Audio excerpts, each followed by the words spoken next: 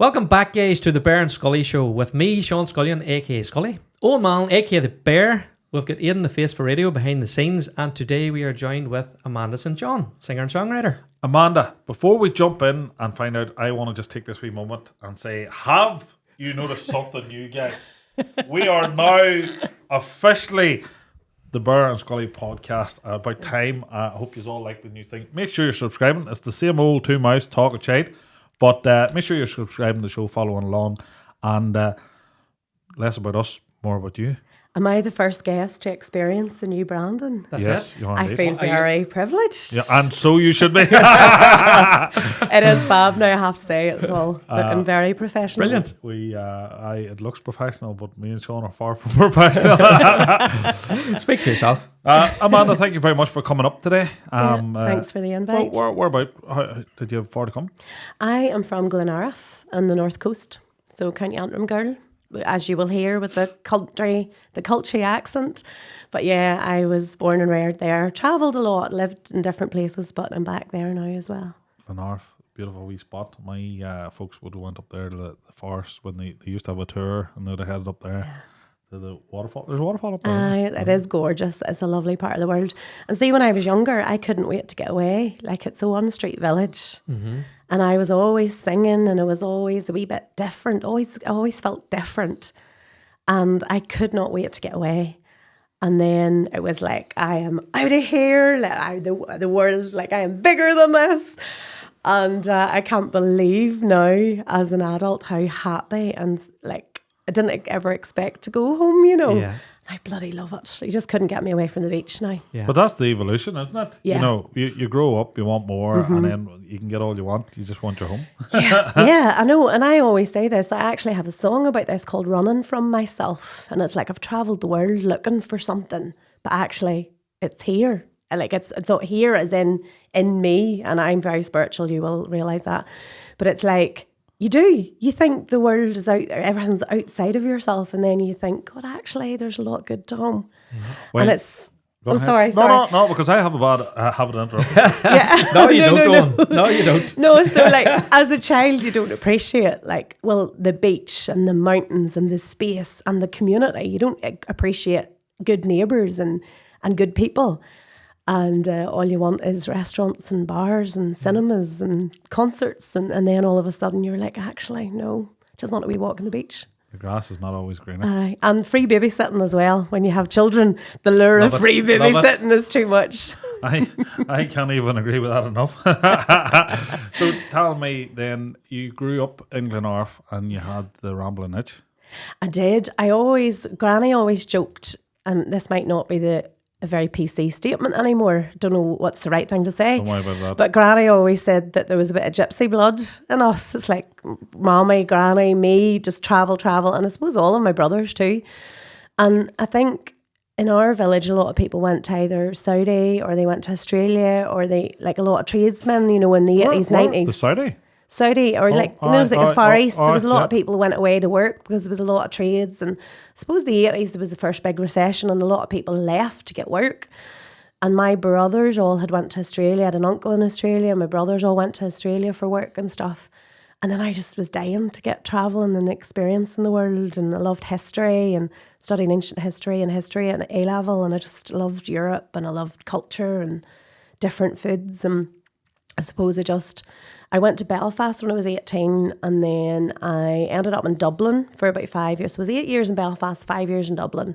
But I did a lot of big trips. Like I travelled to Southeast Asia for 6 months, and 3 months in Canada, and 3 months in Australia, and then different travelling trips around Europe and the Greek islands and stuff.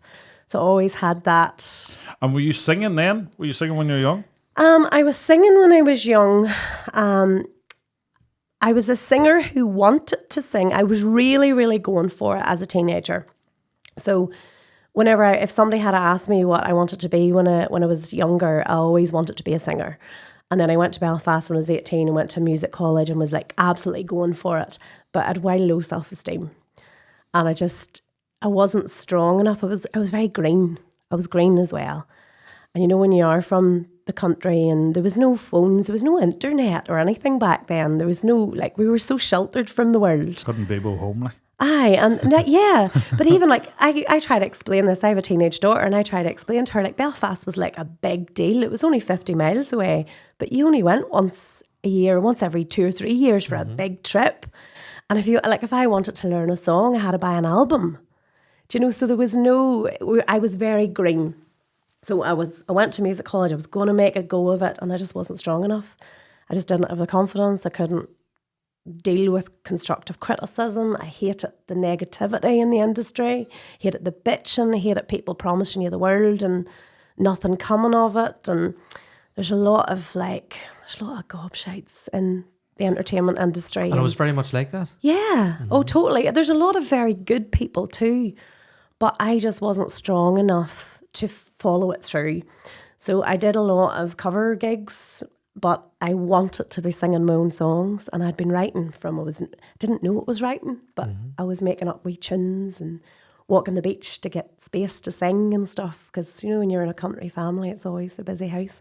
So I used to walk the beach just to get singing, and didn't realise that was songwriting until late teens.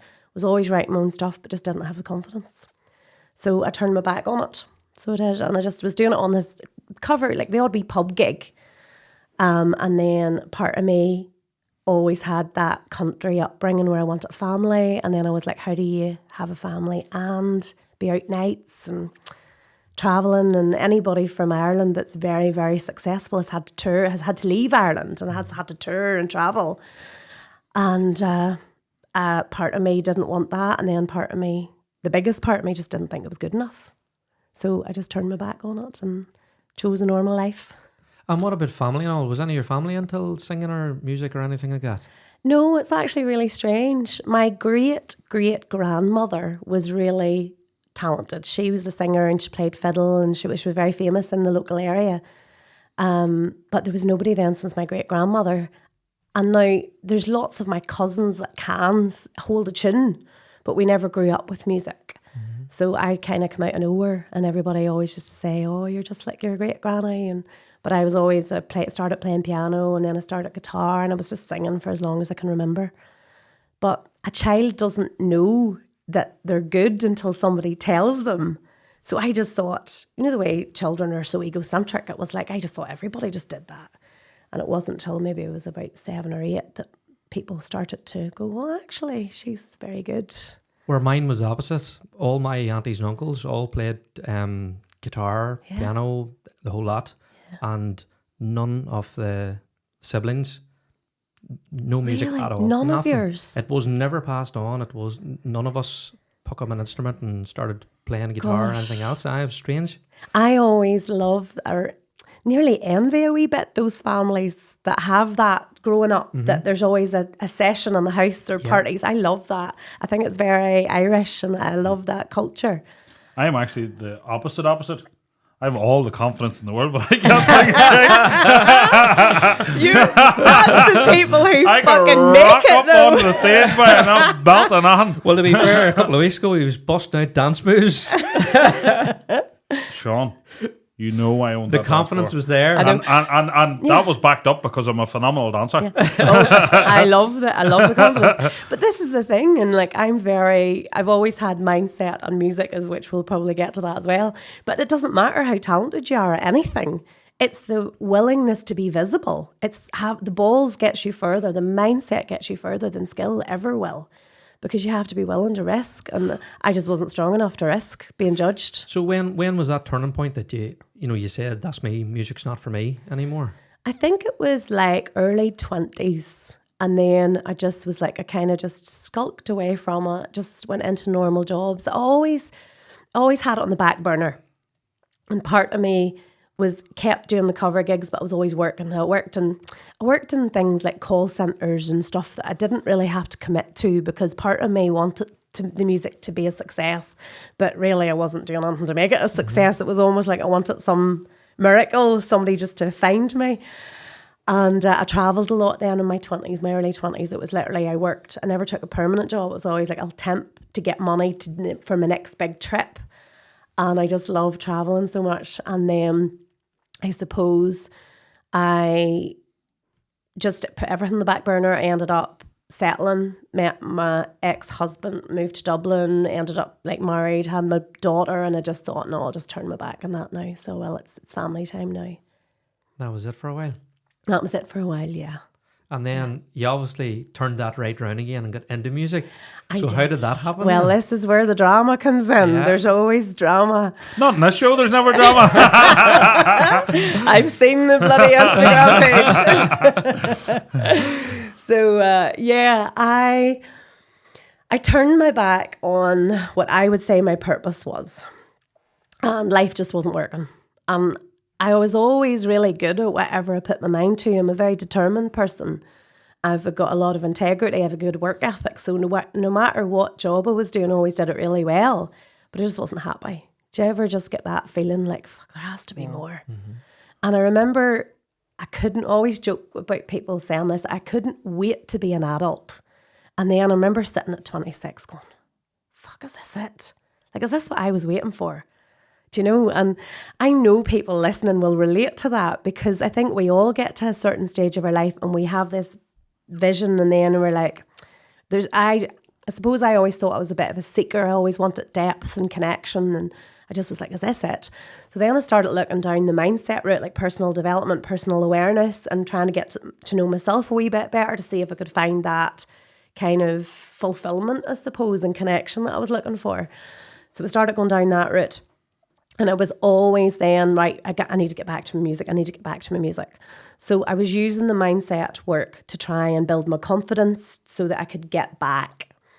And I ended up, I was married, and it was a very abusive marriage. And I didn't stay for very long because it was horrendous. But I just thought everything, I'm a good person. I got to that stage and I was like, I'm a good person. I work hard. I do a lot for other people. What is going on? Like, why is my life not working? And then I just had to take a long, hard look at myself and try and rebuild. So I was trying to rebuild, and I'd started a wedding band. Then I thought, right, I'll get back into my singing. I was 32. I was broke. I had to move from Dublin back home. That was the lure of the free babysitting and the eyes of the village as well, which was very comforting at that stage of life. And then I started taking steps towards my music. I started writing again, and I kept thinking, all this heartbreak and all this pain has to go into something good, or I will fucking suffocate. And I didn't want to be one of those broken women. And I was like, if I can create something with this, and I always joke, like, it worked for Adele, all that heartbreak. So I was like, if I can create something. I love her. So I just threw myself into my songwriting, and then I slowly started getting back, and I was like co-writing with people, and I've got some really, really good friends that were helping me get my songs together, and still thought it was shit, and I was just going to do it and see. But then about a year after, it was literally a year after my separation, I was in my final counselling session. I was doing counselling to try and get my head around everything that just happened, try and build my confidence. I just was like rock bottom. Life in every area was rock bottom. And I left. It was like the final counselling session, and I left that session, and I said to the counsellor, I said, I have to touch wood when I say this. I said, I feel strong enough now to deal with whatever life throws at me, so bring it on. I know I'm strong enough. And on the drive home from that, I accidentally drove myself over the side of a mountain. So I did. Wait there. You bring it on, and then drove over the side of a mountain. Yeah, quite literally. I said, and this is why I always joke, you have to be careful what you ask for. The universe is listening. So I would still talk about the universe. Some people call it God, Buddha. I don't know. I think it's all the same. But I was driving home. Do you know Ballycastle? Ballycastle to Cushendall Road. Yeah. And there's a big long corner. And for whatever reason, I went over the edge. And Unintentionally? Unintentionally, yeah. But I was 300 foot down the side of a mountain, and I had a really bad head injury and no pulse when the fire brigade arrived. How did they know? Was there another car past? Or seen you going off, or what? Thankfully there was, yeah. There was a Was man. this in the evening? It was during the day. It was like lunchtime-ish, like that lunchtime-ish. There was a man driving to Ballycastle and saw a few people looking over the ditch. And he stopped, and I was like, what's wrong? And they were tourists. Mm-hmm. And they were like, oh, there was a car just went over there. And he was like, did anybody ring an ambulance? So anyway, thank God somebody saw me, because it was out in the country, and if I could have been left there until a farmer, like, I think there was a house across the road, so hopefully somebody would have seen me, but I was very lucky. Somebody saw it straight away, got help. But when the fire brigade arrived, they actually phoned ahead and said, this is going to be a fatality. We can't get a pulse, and this is going to be a fatality. Fuck. Yeah, it was pretty horrendous. What do you remember of that night or that day? I remember very little. I think the brain's very good at protecting you from trauma. And I only remember parts of it. I remember snippets. I don't remember what actually happened at the accident. I remember before the accident, driving down the road, feeling high on life. And I had CeeLo Green playing. Do you know that? I've been driving around town. You know that like album? And I'm glad you sung that, not me. Because now I know it. Yeah. So I was playing that, and it was all like high vibes, and it was driving down the road and the sun was shining. And I remember thinking, I'm on the up here. I'm on the up. Life is like on a turning point. I'm on the up and feeling really, really good. And then there was a gap. But the next memory that I have is waking up and this blissful la la la la la la la, absolute bliss. And then suddenly coming back to my senses, going, oh, like very, very slowly, all of my senses started to engage, and I knew I was in trouble. And then I remember just like blacking out, and I was in and out of consciousness basically. But there's parts of it that I remember. I remember that peaceful, blissful, no pain whatsoever. I remember waking up and I was like down like this. The seatbelt was holding me in, but the car had rolled 200 foot and then went 80 foot into a ravine. So I was like straight down. And I remember just waking and like looking, and all I could see was hair and glass and blood. And going off, I'm in trouble. And my first conscious thought, it's so ridiculous. Like when I think back to, I always was grasping at what thoughts I could remember. My first conscious thought was, are you fucking kidding me after the year I've just had? I was so angry. Yeah. I was so angry. And my second conscious thought was, where's Sophia? Where's my child? Because I couldn't remember. Didn't know what day it was. I didn't know whether she was with me or not. And then there was blind panic. Look for a child. So it was a very surreal kind of experience. That is fucking mad, eh? Yeah. And then, so obviously the emergency services were alerted and they got you out and got you to the hospital. Yeah. What injuries did you sustain? The injuries, it was quite miraculous actually, because there was brain swelling.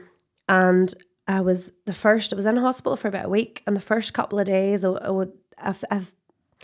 mobility, like my arms and my legs and stuff, there was a bit of weirdness, like tingling, and remember one day my legs just went, but until the brain swelling went down, they weren't sure what injuries there was going to be, or what damage there was going to be, but everything else was like fine. When I say fine, I say I was fine, but I wasn't fine.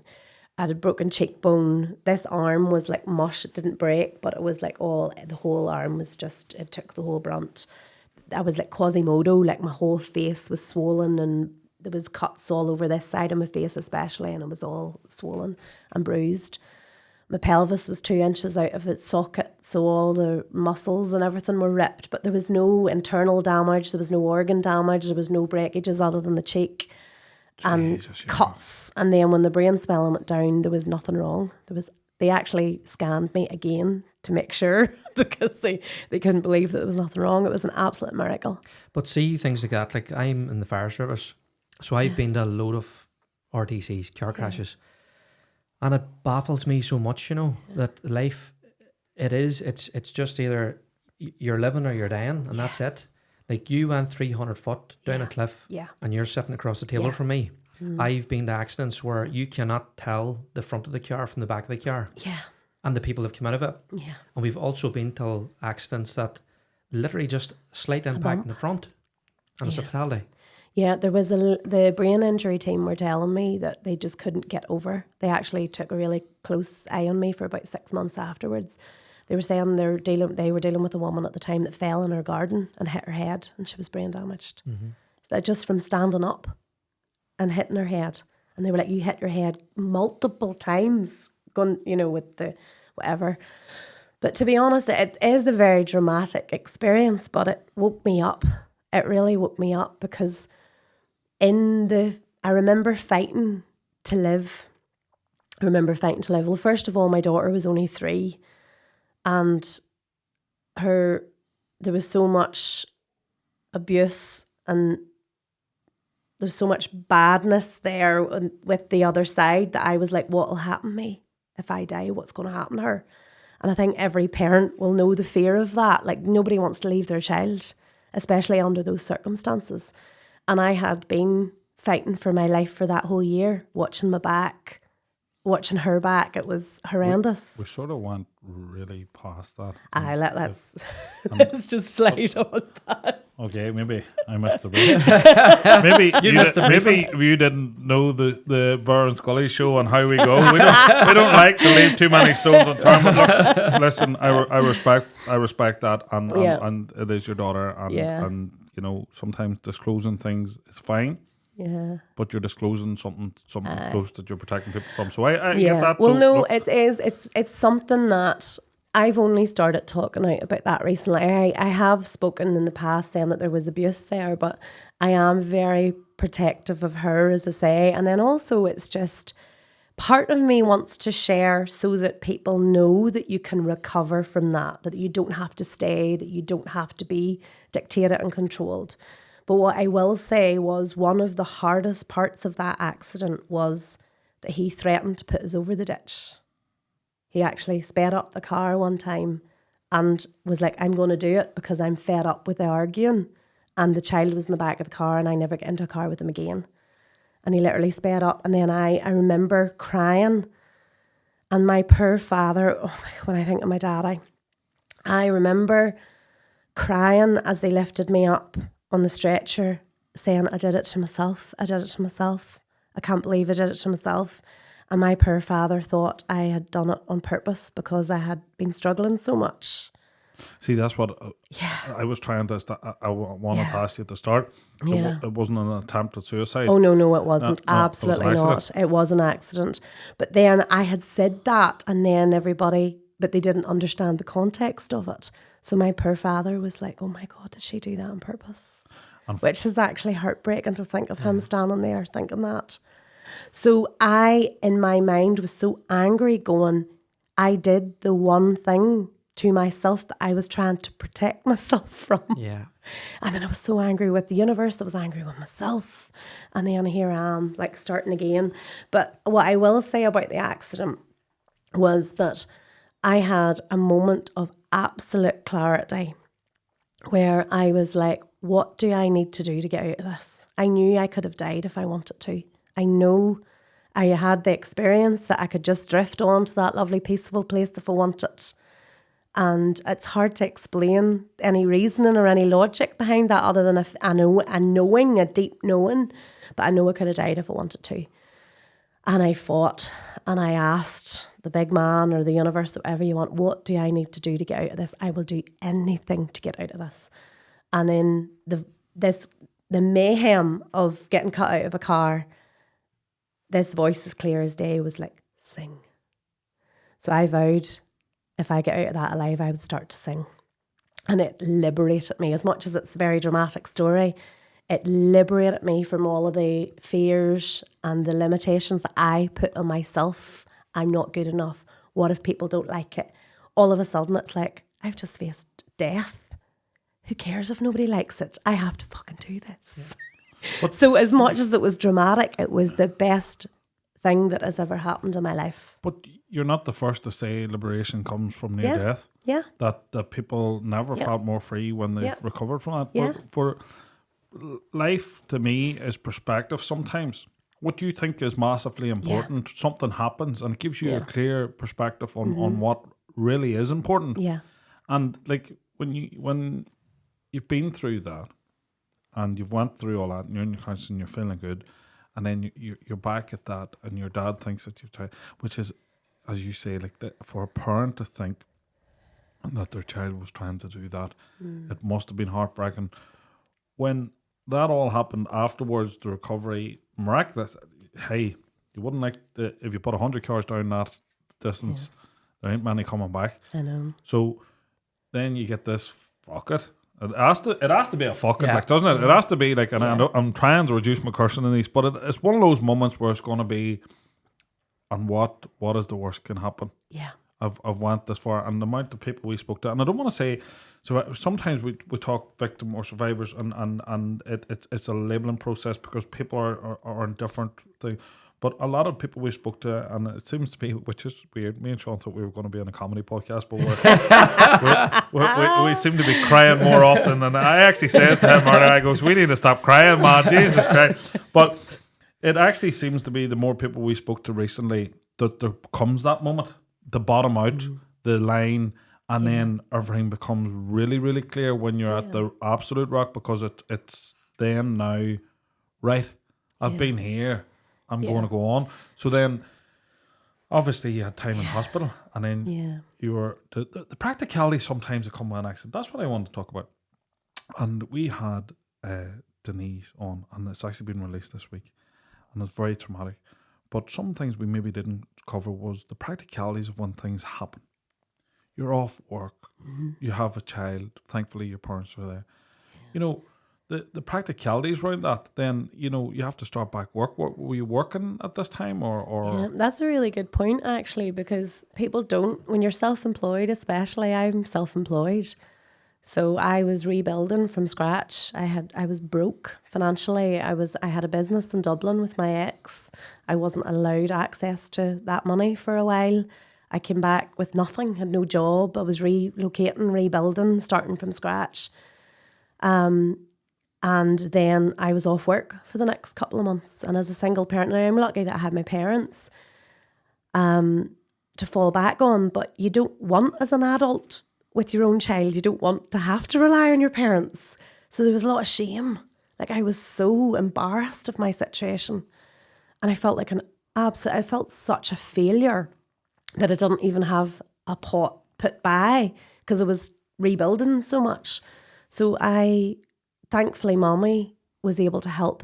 It was a really strange time for our family, actually, because my brother was fighting for his life in Canada. He had brain hemorrhages, and my daddy was crying at my bedside because he was leaving the next day to go to Canada to support my brother who was going through a brain operation. So Mommy had to come and stay with me. I know, it was just one of those years. So Mommy had to come and stay with me and look after me, and Daddy's flying to Canada to help support my brother. It was just like a shitstorm that year. But yeah, I was off, I wasn't earning, and I needed help for somebody to look after my child. But there's a good motivation in that too. And you talk about like the struggle. Some people are very lucky, and they are very secure in themselves, and they follow their path, and they listen to their intuition, they listen to their purpose. I had all the wee nudges, all the wee signs, didn't listen to them. So unfortunately for me, I needed major drama. But I truly, truly believe that everything is for a reason. Everything is to lead you back. I think we all have a purpose. And all that shite was happening to get me back, to keep asking, what do you want? What do you want? Keep me on track for what I was supposed to be doing. And I wasn't doing what I was supposed to be doing. And it wasn't until I started that my life started to work, and that things started falling into place. But I think there's a lot of people would be sitting saying the same thing, that there comes a time in your life, the same as you're saying, 26 years of age or whatever it is, and going, is this it? And you either keep on that path or you go somewhere else. And me, myself as well, I think different people hit it at different ages. Oh, at any age? Like, you get somebody at 18 years of age, they know exactly what they're going to do with their life. You get somebody at 40 or 50 years of age going, is this it? So it's not, you come to a certain point in your life and that's it. I think that's the midlife crisis that people talk about, though. It's just that people work. I think where society has this plan for, we think we should be doing this, and this, and there's this, get the degree, get the good job, get married, have children, and there's just this formula. And so many people are doing things that their parents wanted them to do, or they've turned away from their passion because they don't think they can make a career at it. They don't think they can have a good financial back. And then they wake up 20 years later, they chase. When I get the job, when I get the promotion, when I get the money, when I get married, then I'll be happy. And then you get to this place where you're like, well, I've done everything they told me to do, and I'm still not happy. Yeah. So I think that's what society calls your midlife crisis, where you just start to reevaluate your values. But it's funny, they do talk about we're kept in a status quo, and they label it a crisis. Yeah. But your fulfillment in life, when your level of fulfillment in anything you do, if it's empty, there is going to become a point where you lift your head up and say, right, I've done the same thing for 10 years. Yeah. And what's the definition of insanity? To repeat the same process and come out and expect a different outcome. Yeah. I've done the same thing for 10 years and I'm in the same position. I don't feel any better about it. Yeah. And if you're lifting your head up or somebody says you're in a crisis, where maybe it might to other people be clarity of vision. It's an awakening. Yeah. Absolutely. But it serves, without sounding like a conspiracy theorist, it serves people to say crisis, drama, I do sound like a conspiracy theorist when I say this, but the government nearly wants to keep you down. Oh, me and Sean have become... It's this should be the Mulder and Scully show. The more people who grow and develop and are be happy, they're harder to control. Mm-hmm. So if you're miserable, you're easier to control, and you're paying your taxes, and you're So, have you ever read the book Rich Dad Poor Dad? I've snippets of it. Yeah. Do you know what I mean? I've read about I love it. 3 books in my life. Aye. The whole 3? All of them? 2 of them were audio. No, actually, all joking aside, I have read, I always would have read sports autobiographies. It was all rugby players and stuff like that there. And it's only now that starting to listen to other people's podcasts, other people's stories, sitting in our own podcast, listening to our people, that I feel like in the last year, the personal growth, and I don't want to make this about me, but I'm just saying this, once you start hearing other people's views and things, broadens your mind. Not all do I agree with, and genuinely, sometimes when people are passionate about something that I'm completely the opposite of, you learn something from it too. It just doesn't. Sometimes it reestablishes how I feel, that I think I'm completely right, which I feel like I'm right all the time, but I'm finding out more and more that I'm not. Yeah. But I actually was like, do you know something?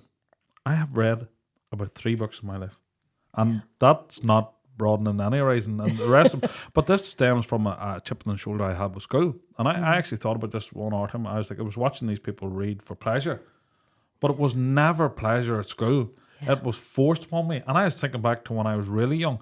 I'll never forget, and I'll even say it, Miss Sheeky was a teacher who was filling in for God rest him, for Master Devlin. He passed away, but he was my P7 teacher, and he taught us till to 11 plus, but he was going on to be a headmaster. So at that point, she came and she read us, and I was hooked.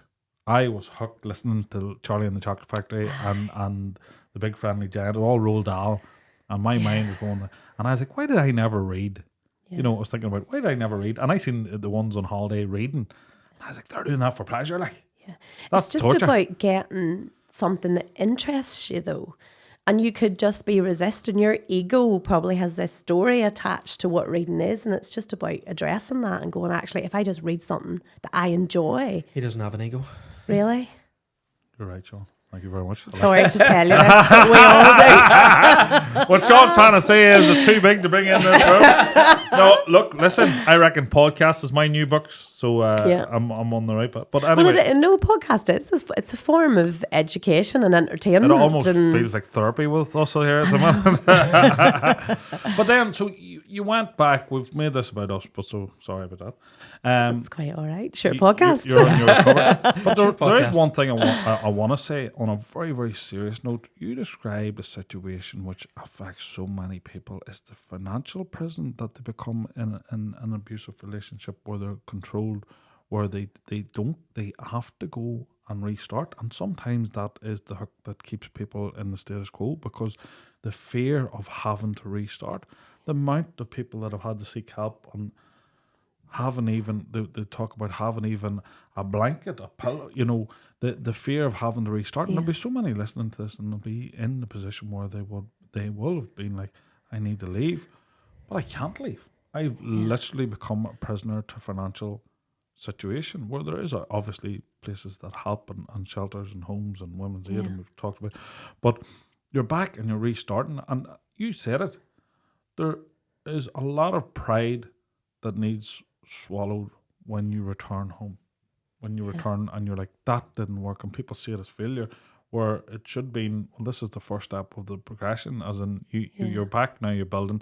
Obviously we didn't need to roll a car down 300-foot ditch. That was not in the plan. I was a bit dramatic.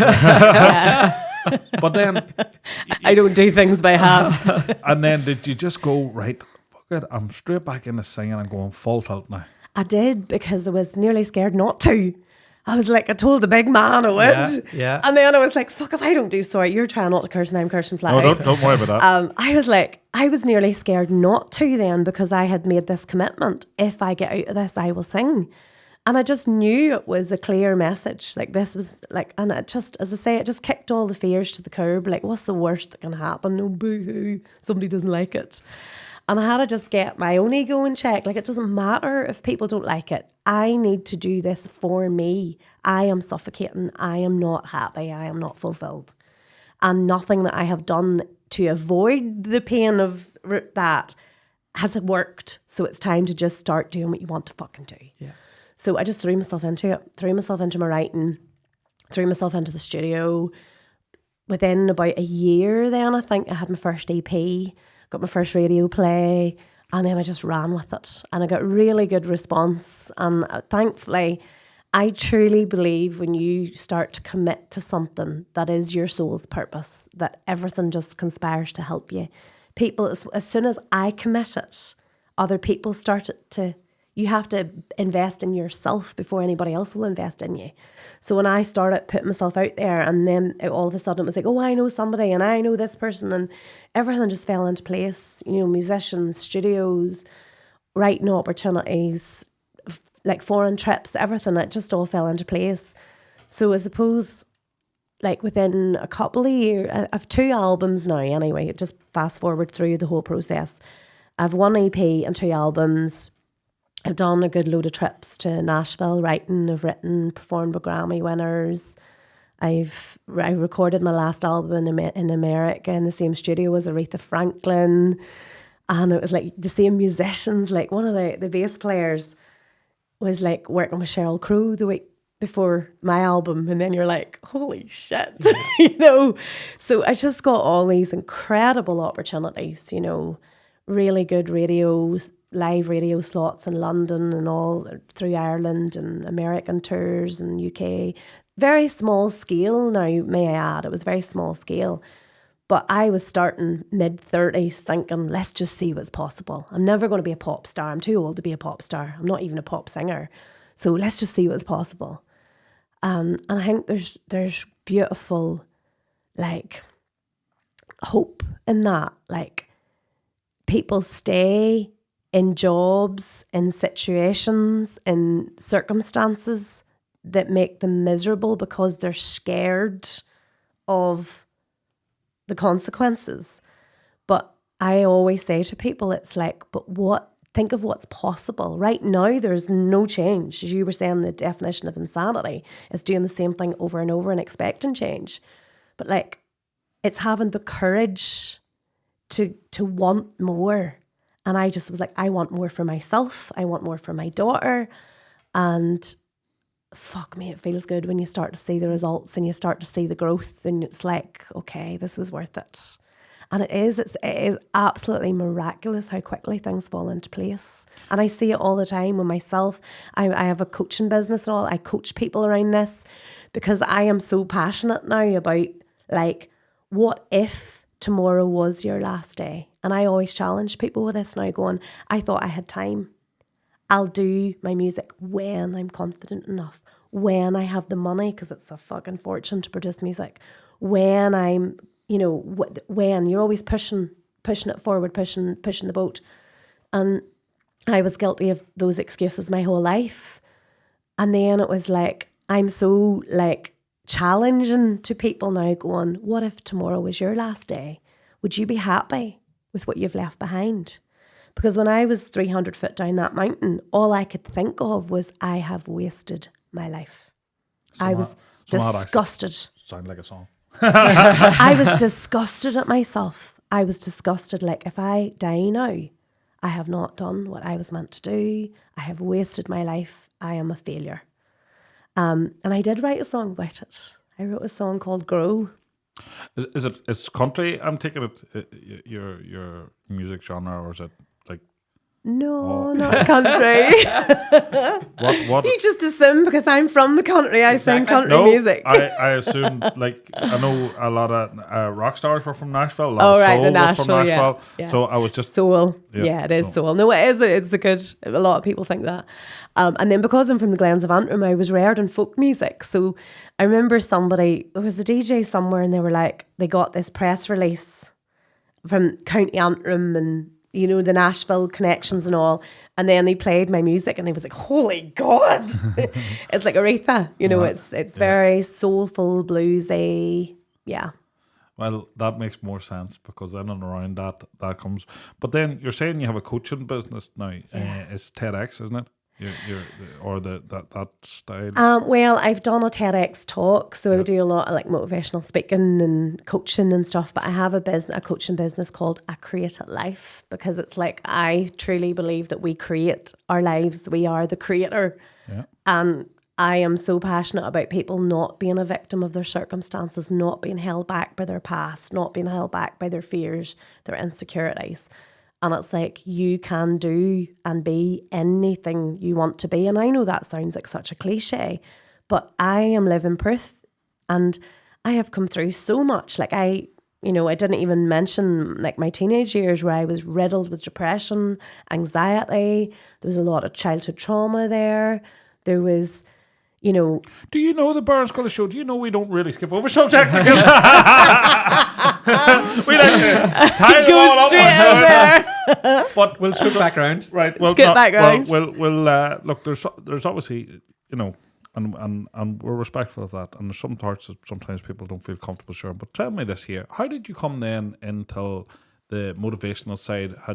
Obviously what had happened with you was quite a spiritual motivational thing, and it organically happened. Yeah.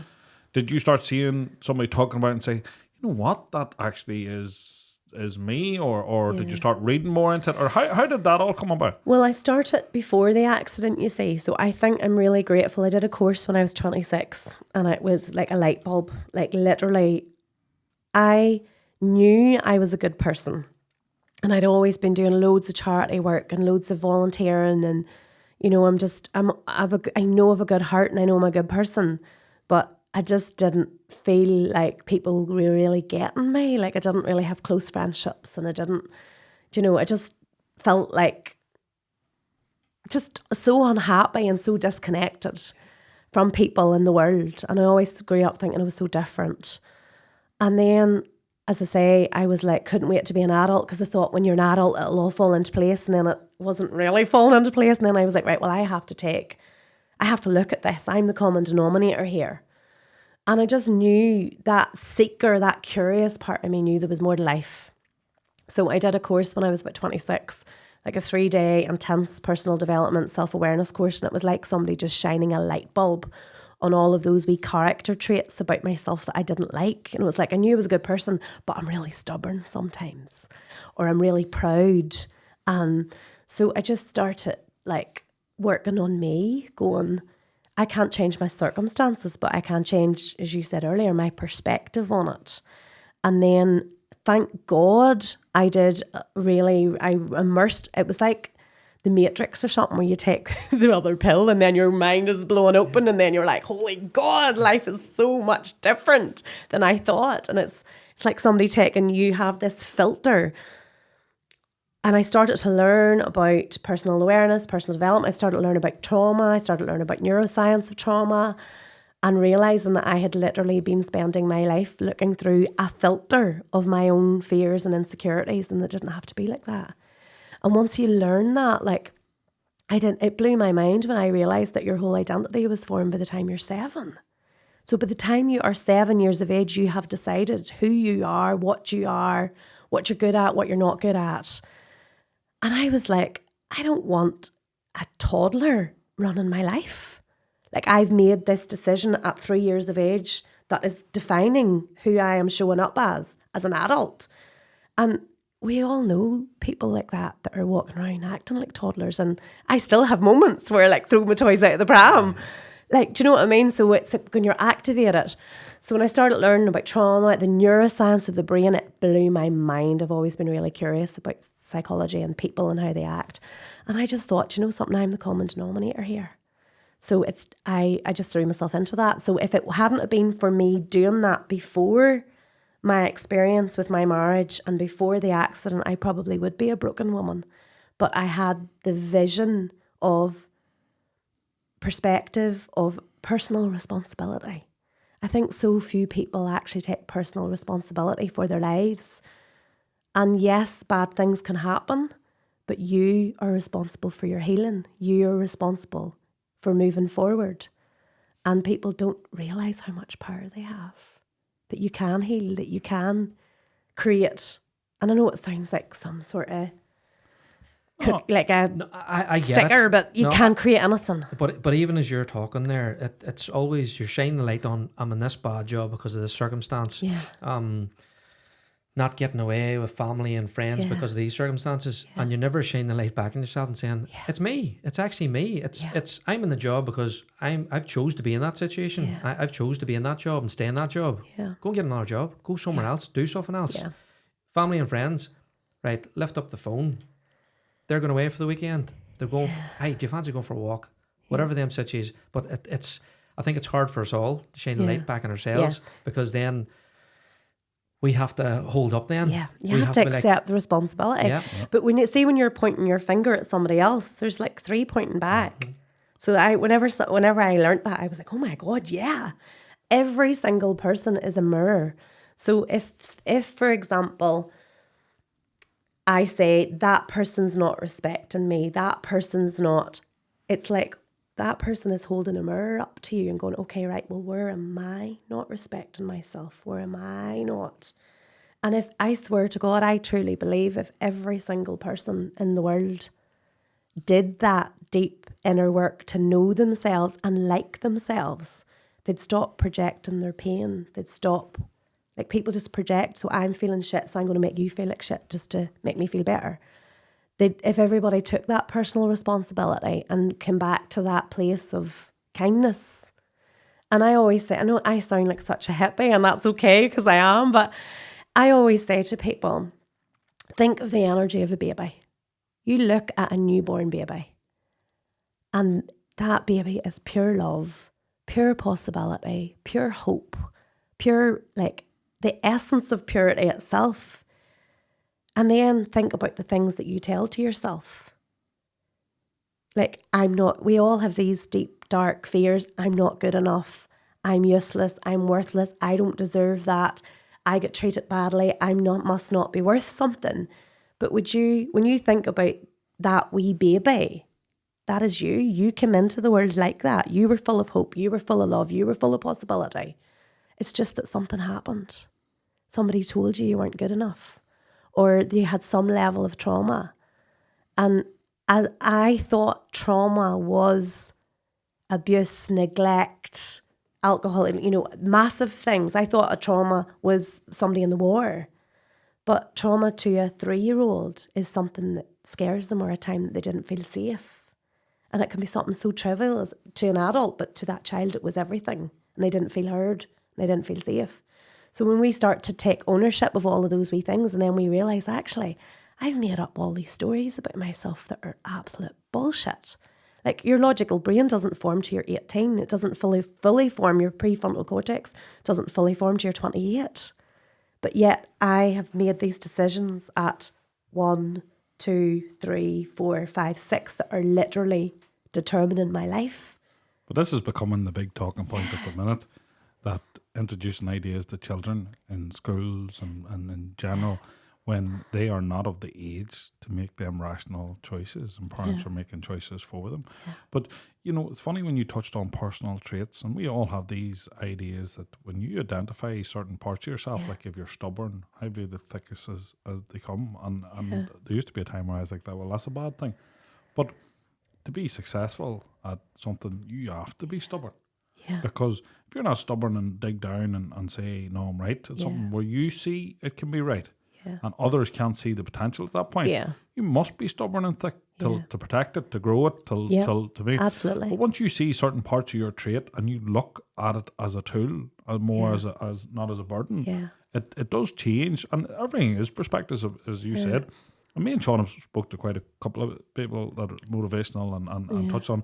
Some of it, I have to be honest with you, I think is parasite. Some of it I completely, 100, wholeheartedly agree with. The problem I have with some of it now, it's becoming a modern day pyramid scheme, some of this here. Because we're all craving that enlightenment. Yeah. And people use that with people that maybe aren't that enlightened, and they're promising them, I can do this and we can do that and playing on vulnerabilities.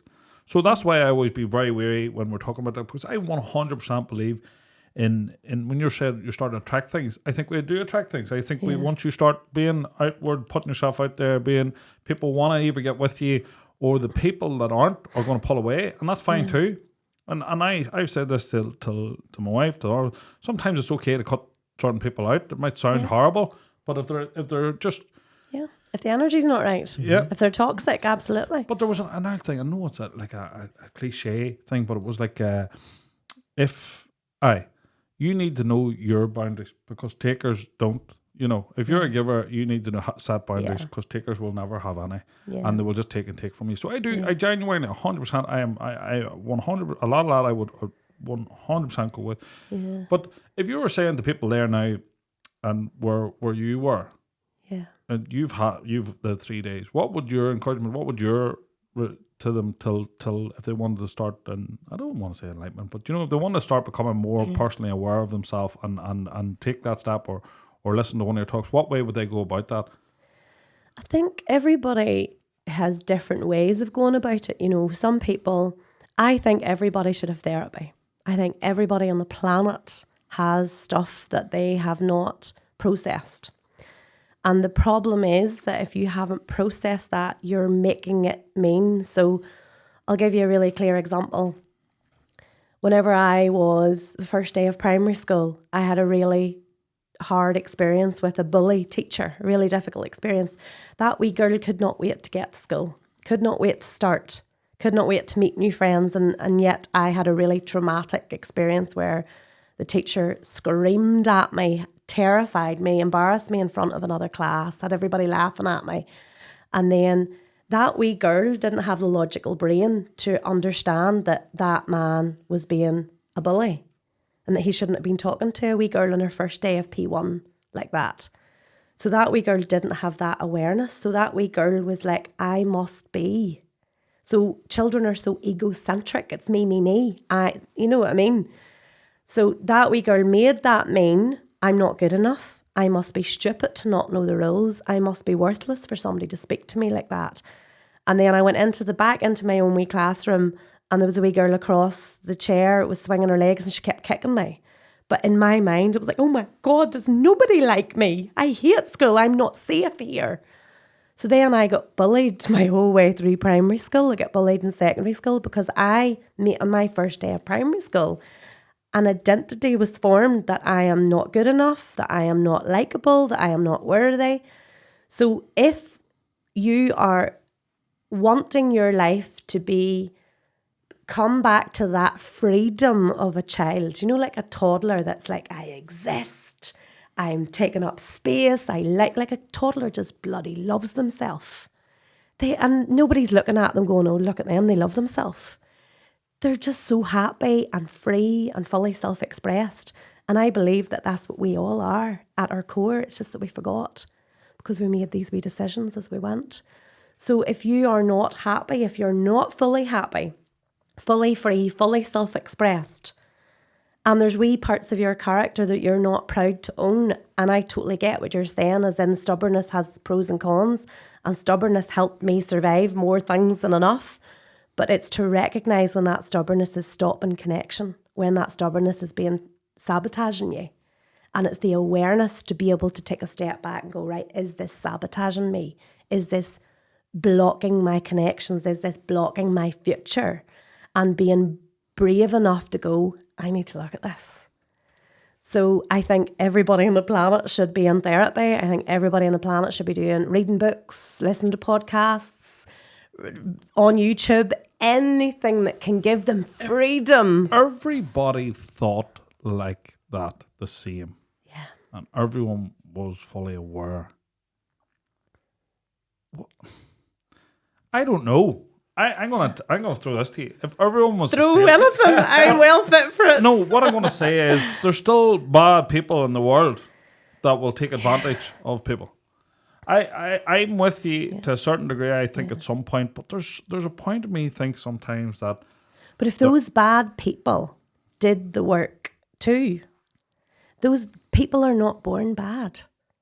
That bad person was a wee small child as well. It was full of hope and love and possibility. Something bad happened to them to make them bad. I truly believe that. I've heard some evil. Although I've heard evil and experienced it too. I just don't see that coming growing But out the of more people, I'm not saying that I don't know if it's possible for everybody, but if people did the inner work that they were happy, then there would be no need for power and control. If you were happy in yourself, you don't have to control somebody else to feel happy. So I truly believe the more people that do this work, the more people that take personal responsibility, the more happier you are in yourself, the more happier the world is. And I have my boundaries, my everything. Like I used to be a complete walkover because it was so nice and I was such a people pleaser and I didn't value myself enough to set a boundary. So it's like you nearly teach people how to treat you by the way that you treat yourself. Do you know what I mean? So the more people that do this work, the happier everybody is. Yeah. There is no doubt. I always believe people will marry you if in anything. If you start a conversation and someone was going to give off something and you were passive on your thing, people will take the lead from you. Yeah. Where if you turn around and start something and you just go and what, that's a very hard point for them then to continue on or things like that. So I do believe people marry you and you do set your point. Do you think it's enlightening now? Do you give less of a shit of what people think then? Oh, absolutely. Absolutely. And it sounds very egotistical to say this, but I actually know myself now and I like myself. I know I'm a good person and I don't have any need to prove anything to anybody and I don't actually care what people think. And like I always say this to people, it's like so many people are scared of being visible, of being a success, of trying something in case they fail. But anybody who's succeeded in life has failed countless times. And it's like I always say about Beyonce, or no matter who your favourite music artist or your favourite sports person, those people have failed countless times. They've been rejected countless times. Do you think Beyonce cares whether millions of people in the world don't like her? Millions of people hate her. They don't get her vibe. They don't get her music. They think she's this. They think she's that. Do you think she cares when she's counting her billions because there's millions of people who do like her? Yeah. So I think we have to become unattached.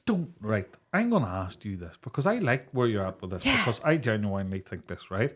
But the other day I was saying to Sean, so people were writing shit and we were joking about it and it was on that tattle, right? And afterwards, Sean will tell you, I genuinely don't know more than other people wouldn't give a shit, right? About things people say and move on.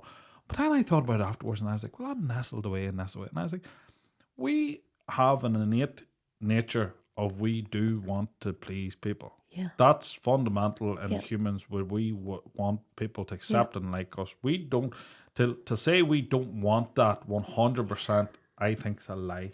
Yeah. Because there's always a part of you. Now, I am more freely would say, well, fuck them, right? Yeah. And genuinely will go to sleep 100% and I won't have much of a problem. Yeah. But there's still deep down a wee thing in you. You're like, why didn't they? Oh, wankers. Why are they writing that about me? You know, I think that's in all of us, but it's the level of how much we allow that to control us. Yeah, it's how much power. It's about letting it annoy you. Yeah. Like we were away in a rally and there's loads of these comments. It was about you, obviously. We were chatting away about it. And there was just one bad comment. And you could not get it out of your head. Just and I was like, day. Owen, leave it. Just leave it. That's about that person. That person is being a complete... Yeah, our brain does have a negativity bias. If we look at the neuroscience, if there's like all this studies from Harvard that they've wired up your brain and they've told you good things and then they tell you a bad thing and there's 7 times more of your brain lights up. So our brain does have a negativity bias. So you could have had 100 good comments, but that one negative just sits. But it's about, as you say, it's about the amount of power that you give it. And when you know yourself and you can stand by what you're doing and you're doing no harm to anybody, it's like, well, am I going to trust myself and my own opinion and my own vision? Or am I going to give them the power over me? It's like, so when you get to fully know yourself and trust yourself, you don't need validation outside from other people. And you can see that that's just one negative person. They're a wee keyboard warrior. Aye. We keyboard have warriors. literally got so philosophical.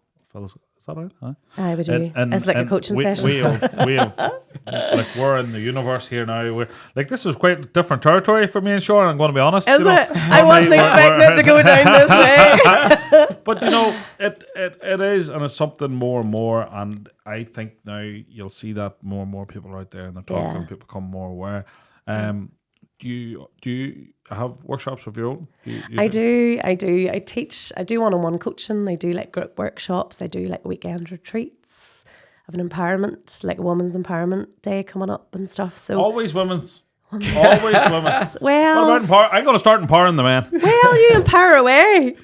and I say this right because there's we've had obviously these conversations and I don't say why the women because I'm 100% and a woman want to look after. There's a man telling a woman how to look after a woman to me sometimes is a wee bit condescending because you know it's not the same. Yeah. But also we're all the things we've been talking to people now.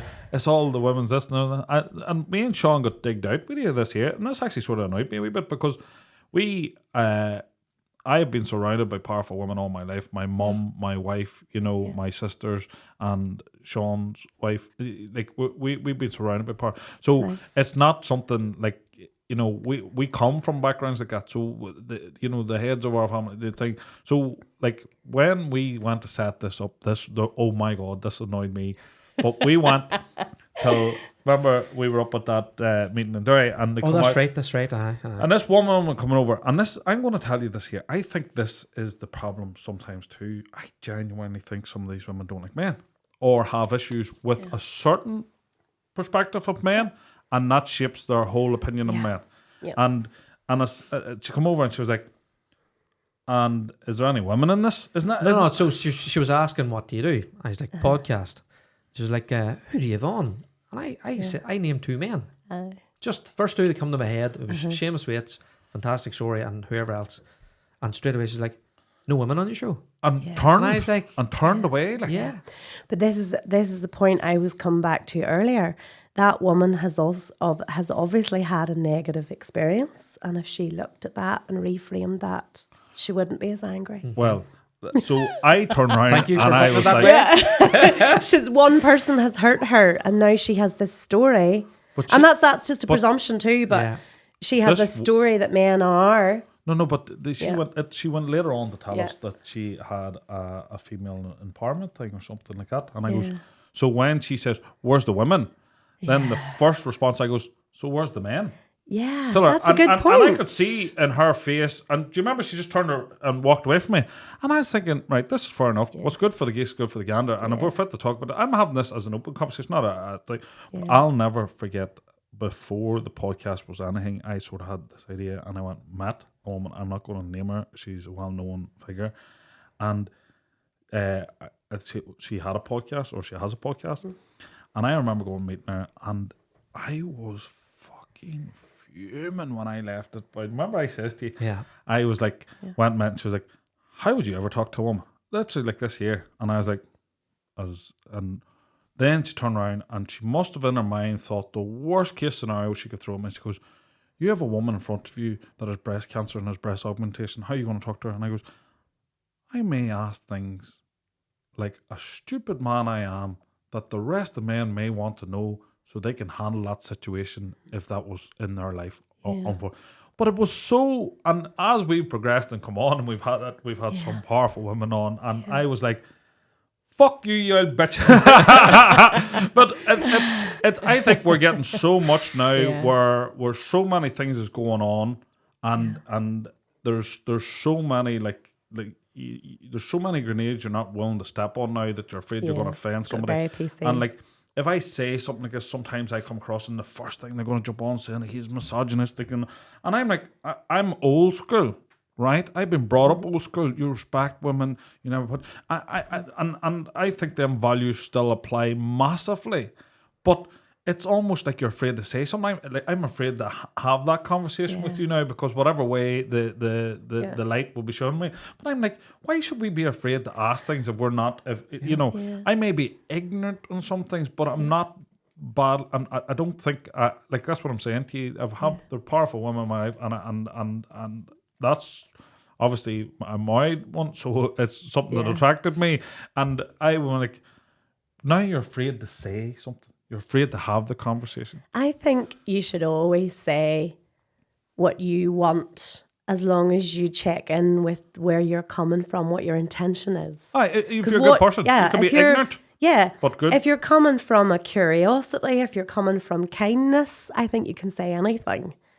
But it's like if you're coming with judgment or negativity, then it's the energy of what you're saying that comes across, not your actual words. And like everything that you've just said there is people who are fighting the world. So what about just looking inward again instead of he's this and you're that? And if everybody just, instead of pointing the finger out, we're all hardwired for survival. When you start to understand trauma, we're hardwired for survival. All these people are doing is trying to survive at some level and get power back where somebody took their power away. So rather than fighting the world, just look after yourself. And well, I'm going to let that, now I put that out there, I'm going to let that chip go. That was a chip on my shoulder. It's not about you. It's never about you. Never, ever about you. But you know what? Actually, genuinely, was about me because this must have been why I was annoyed because what I would put across is very red-blooded. I play rugby.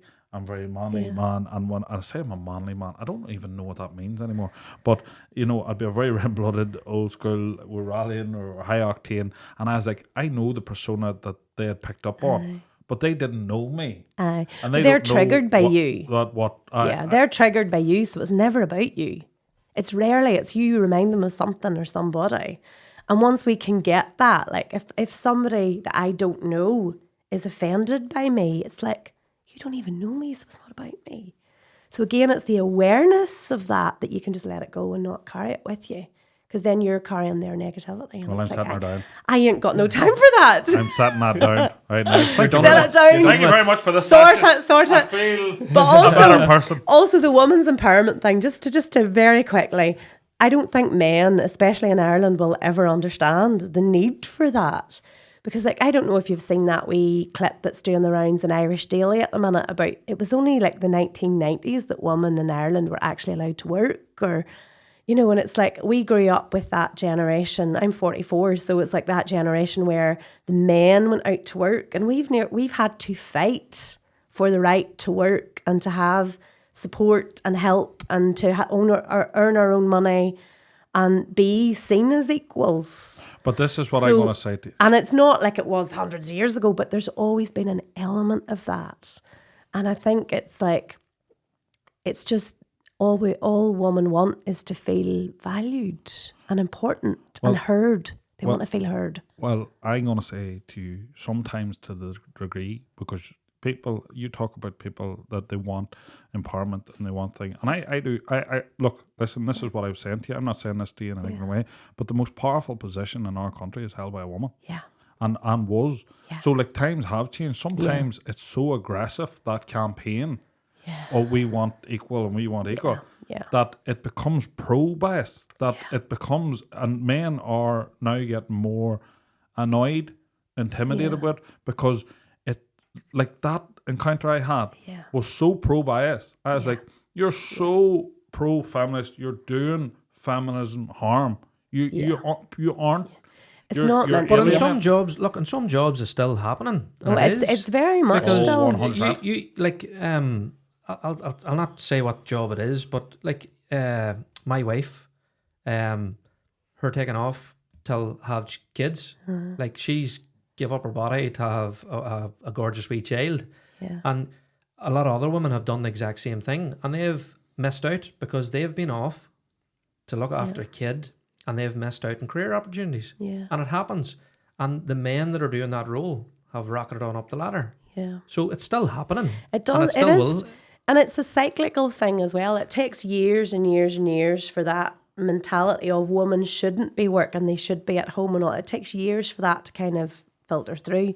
But even just like a lot of people, all they want is the right to work, the right to earn the same salary. If you see the salary disparities, I'm not that I want to get into. I'm not like what I would say a feminist, but what I would like is for everybody to be treated equal, and for me to have the same opportunities. There's so many. Like, that's all. I'm not. You know what I'm gonna say? Society's fucked because we're tiptoeing around things that we should be fit to say. You know. Yeah. And you're tiptoeing around things because you're so afraid of how it'll be picked up. Yeah. But Sean's 100% in a professional career. But this is the funniest thing about this, right? We talk about equality, right? This is the hardest part of this now. If you were in a business and you had two identical candidates, one that won't be there for 9 months, maybe 3 times on average, if it's an average, and one that will be, right? And what if you're looking at that with an equal eye, which do you pick? And no, that's a big conversation. There's too much more variables to that. I've just given that in a very and it's not fair to give it in a very. But what I'm saying is that there's loads of them questions, and sometimes we don't have them because everyone's now afraid. I think that's a whole other podcast as well. I think so. Hey, and if you want, listen. But I like to have an honest conversation like that, an exchange, there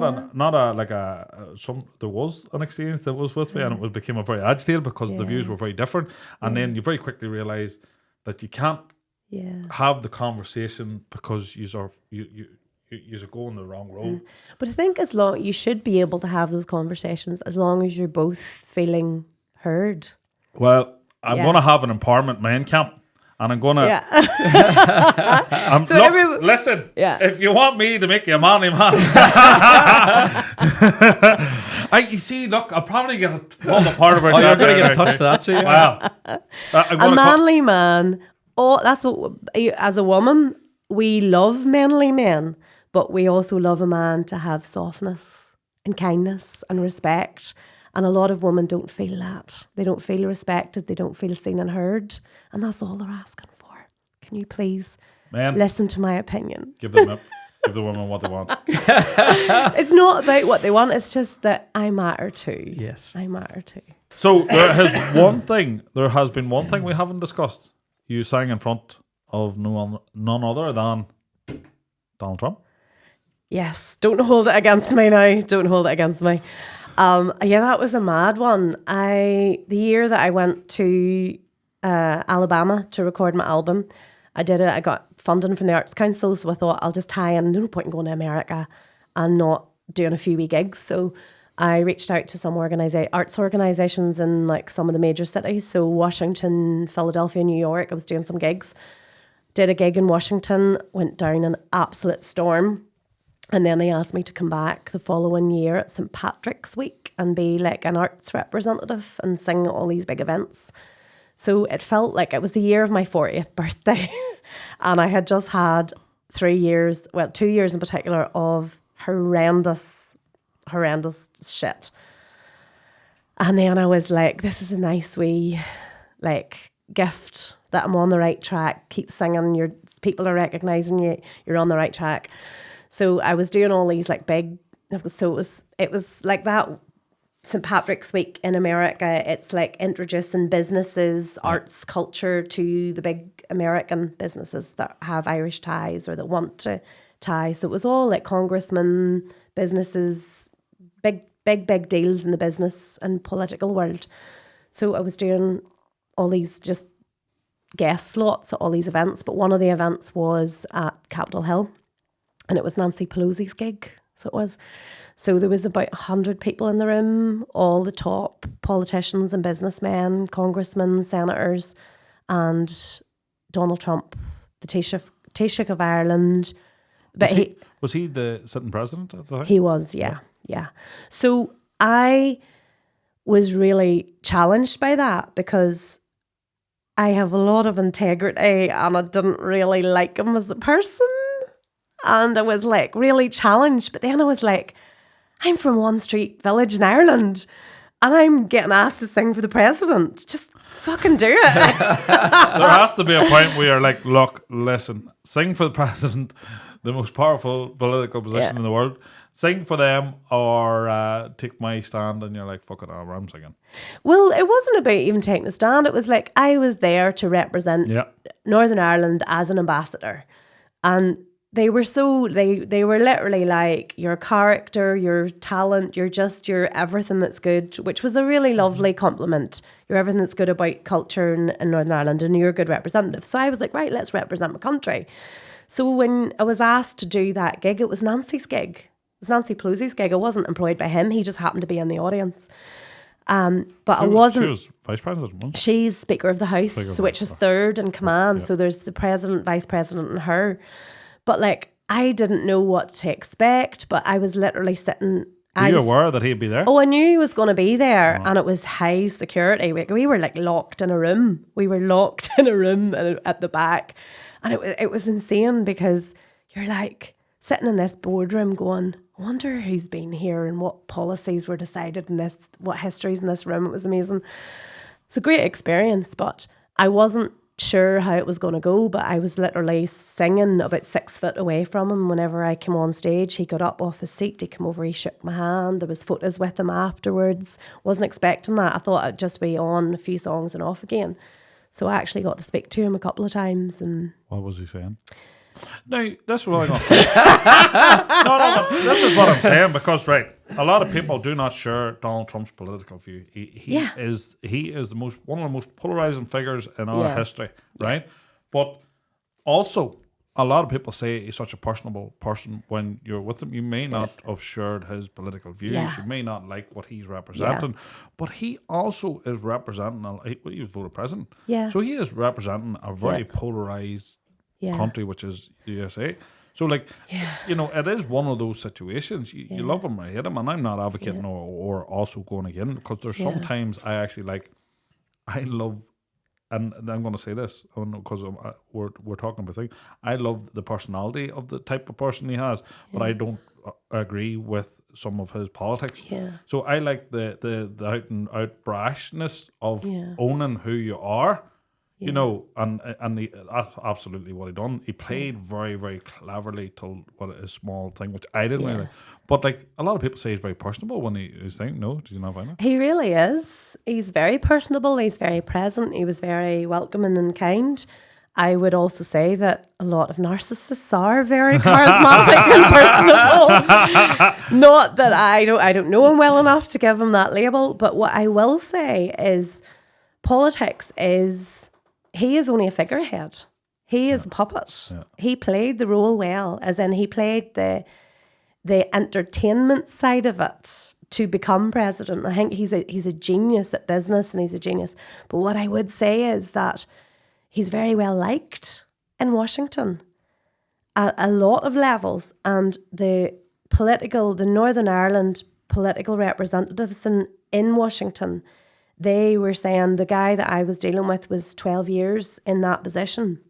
And he said Donald Trump had done more for business in Ireland in that he would think he was in 2.5 years at that point, in 2.5 years than the other 10 years put together. So we have this, Ireland loves Clinton and loves Barack Obama. But they didn't do anything. And he was like, that Donald Trump has done more for Ireland in 2 years than they did put together. So politics is smoke and mirrors. Yeah. It's all media dramatized. And then when you're on the ground, they're actually saying, and like people, even Northern Ireland politicians who I really did not want to be photographed with, they were so lovely. Mm-hmm. Like really, the media is bullshit. The politics is bullshit. I don't think you ever know what's the truth. No, so then I just thought, I've heard all this media stuff about him. I just need to treat him like a human being that I'm meeting for the first time, because I'm not letting myself down or not letting I was brought in to represent. I'm like, I'm not going to let my country down or myself down by being rude to somebody.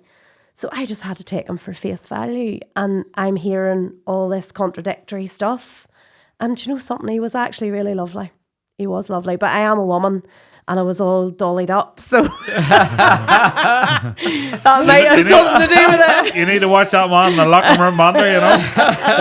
But look, listen, no matter what way you boil that down and what people think, that is what has to be a career. Like that is, you're getting some powerful people. Like there's people in that could literally end the world in that room, and you're getting to sing for them. Like so, like to go from being down in the ditch to singing for the president of the United States, like there's like that, you know, that's some achievement on its own. Like that, it was amazing. A lovely thing, and there's so many other things that I've done in between that as well that I'm really proud of. Like even recording in that studio in America, like it's like, you know, like Abbey Road is so famous in the UK. That is like the soul mecca. What did you call it? Muscle Shoals. It's Fame Studios in Muscle Shoals. So like Aretha Franklin, Etta James, the Rolling Stones, Percy Sledge, like Mustang Sally was recorded there. So all of the big soul hits that we grew up with were all recorded there. And I'm standing there and I'm like, Aretha was here. Fuck.